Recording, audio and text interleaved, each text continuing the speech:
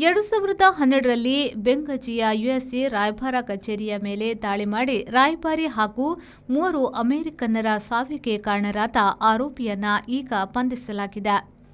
ಲಿಬಿಯಾದ 2ನೆಯ ಅತಿದೊಡ್ಡ ನಗರ ಬೆಂಗಜಿಯಲ್ಲಿ ಅಮೆರಿಕ ಸಂಯುಕ್ತ ಸಂಸ್ಥಾನದ ರಾಯಭಾರ ಕಚೇರಿಯ ಮೇಲೆ 2012ರಲ್ಲಿ ದಾಳಿ ನಡೆದಿತ್ತು. ದಾಳಿಕೋರ ಜುಬೇರ್ ಅಲ್ ಬಕೌಷ್ನನ್ನ ಇತ್ತೀಚೆಗೆ ಬಂಧಿಸಿ ಯುಎಸ್ಎಗೆ ಕರೆತರಲಾಗಿದೆ ಎಂದು ಅಟಾರ್ನಿ ಜನರಲ್ ಫಾಮ್ ಬುಂಟಿ ತಿಳಿಸಿದ್ದಾರೆ. ಎಫ್ಬಿಐ ದೂರ ಅಡಗಿದ್ದ ಬಕೌಷ್ನನ್ನ ಬಂಧಿಸಿ ದೇಶದೊಳಗೆ ಎಳೆತಂದಿದೆ. ಇನ್ನು ಆತನು ಅಮೆರಿಕದ ಕಾನೂನಿನಂತೆ ಶಿಕ್ಷೆ ಅನುಭವಿಸಬೇಕು ಎಂದು ಫಾಮ್ ಬುಂಟಿ ಹೇಳಿದ್ದಾರೆ. ಆತನ ಮೇಲೆ ಕೊಲೆ, ದೊಂಬಿ, ಲೂಟಿ ಎಂದಿತ್ಯಾದಿ 8 ಬಗೆಯ ಅಪರಾಧಗಳನ್ನು ಹೊರಿಸಲಾಗಿದೆ.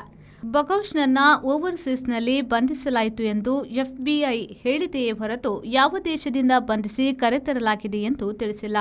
2012ರ ನವೆಂಬರ್ ದಾಳಿಯಲ್ಲಿ ಲಿಬಿಯಾಕ್ಕೆ ಯುಎಸ್ಎ ರಾಯಭಾರಿಯಾಗಿದ್ದ ಕ್ರಿಸ್ಟ್ ಸ್ಟೀವನ್ಸ್ ಮತ್ತು ಕಚೇರಿಯ 3 ಅಮೆರಿಕನ್ ಸಿಬ್ಬಂದಿ ಸಾವು ಕಂಡಿದ್ರು. ಅನ್ಸರ್ ಅಲ್ ಶರಿಯಾ ಎಂಬ ಸಶಸ್ತ್ರ ಗುಂಪಿಗೆ ಬಕೌಶ್ ಸೇರಿದ್ದ ಎಂದು ಹೇಳಲಾಗಿದೆ. ಬೆಂಗಜಿ ದಾಳಿಗೆ ಸಂಬಂಧಿಸಿದಂತೆ ಹಿಂದೆ 2ರನ್ನ ಯುಎಸ್ಎ ಶಿಕ್ಷಿಸಿತ್ತು. 2018ರಲ್ಲಿ ಅಹಮದ್ ಅಬು ಕಥಲಾಗೆ 22 ವರ್ಷ, 2020ರಲ್ಲಿ ಮುಸ್ತಫಾ ಅಲ್ ಇಮಾಮ್ಗೆ 20 ವರ್ಷ ಶಿಕ್ಷೆ ನೀಡಲಾಗಿದೆ.